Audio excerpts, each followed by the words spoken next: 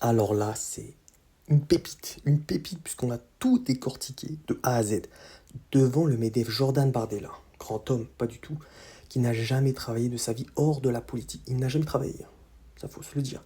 À marteler qu'il faut pousser les jeunes plutôt sur le marché du travail. Tu n'as jamais travaillé, donc tu devais commencer. Mais bon, t'es pas le bon exemple. À côté de lui, celui qui appelait l'an dernier les Français à travailler davantage, Gabriel Attal, jeune millionnaire au parcours professionnel inexistant, évoque devant les patrons le bonheur du travail. Waouh, j'adore travailler pour les patrons, j'adore suer à la tâche, pendant que ces deux-là n'ont jamais bossé. Totalement. Mais le pire, Jordan Bardella, 1,8 sur 20. Le canard enchaîné révèle ses très mauvaises notes à l'université. Monsieur, redescendez, puisque on va lire un petit peu tes petites notes. Après avoir fréquenté le lycée privé Saint-Jean-Baptiste de la Salle à Saint-Denis, waouh, quel terme, au nord de Paris, avec une mention très bien au bac ES, bravo Jordan, très fort. Il tente d'abord le concours d'entrée de Sciences Po à Paris, il présente un sujet sur la guerre d'Algérie, mais ne réussit pas le concours, je n'arrive pas du tout à lire.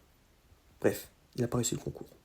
Il choisit alors une première année de géographie qu'il couple avec une double licence histoire et espagnol. Waouh. Mais les premières notes sont très basses, 5 sur 20. En moyenne. C'est pas grave, on se dit toujours, faut apprendre, etc. Faut jamais juger. Jordan Bardella fait le choix d'abandonner la double licence au bout d'un semestre. Eh ben, c'était trop dur pour toi. Mais il valide sa première année avec 10,5 sur 20. Au premier semestre, et 12,75 sur 20 pour le second semestre grâce à la session de rattrapage en 2014 qui lui a valu un 17,5 sur 20 en Aikido. Noté 17,5 sur 20. Waouh. Je sais pas ce qui me choque le plus, hein, que c'est qu'il soit bon en Aikido ou qu'il ait des notes basses. Plutôt l'Aikido, je pense. Son niveau ne s'améliore pas par la suite. 5 sur 20 et 2,6 sur 20 au semestre 4 et 5 avec une majorité des zéros pointés. Et un 5 sur 20 en monde arabe. Pas choqué, il déteste les... Bref. En fin de troisième année, au sixième semestre, il obtient une note globale de 1,8 sur 20. Je vais pas me moquer, hein. On a tous eu des mauvaises notes, hein. 1,8. On doit bosser, on doit aller dans le marché du travail un peu plus tôt. Oui, d'accord. Sur les 10 épreuves nécessaires, il ne se présente qu'à une seule sur le thème de l'Union Européenne, toujours sa note. 14,5 sur 20. Waouh.